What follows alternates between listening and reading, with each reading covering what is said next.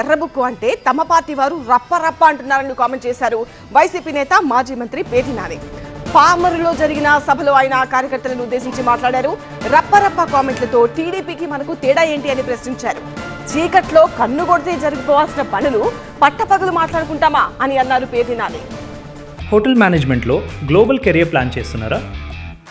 అంతర్జాతీయ చదువు, foreign job chance కోసం ఇండియా నంబర్ 1 హోటల్ స్కూల్ IIHMలో జాయిన్ అవ్వండి. 2.0 మన గవర్నమెంట్ రేపు గవర్నమెంట్ వస్తే మీకే ప్రధాన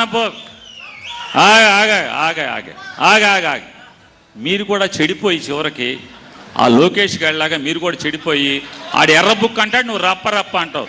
ప్రజల దగ్గరికి వెళ్ళేది, అధికారం కోరుకునేది రప్ప రప్ప కోసమా? అరే చీకట్లా కన్ను కొడితే అయిపోవాలరా, నోరు తెరిచి రప్ప రప్ప ఎన్నిసార్లు అంటారు? సిగ్గు శరం ఉండాలి మనకి, ఎన్నిసార్లు అంటారు? అది ఇక అదే పని. చీకట్లో చేయాల్సిన పనులు కూడా పట్టపగలు అసహ్యంగా ఏంటిది? ఇక అదే దానికా నీ రాజకీయం? దానికోసమా?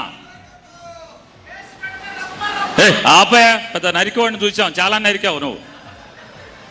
ఇప్పుడు దాకా ఇప్పుడు వేసావు ఏమన్నా?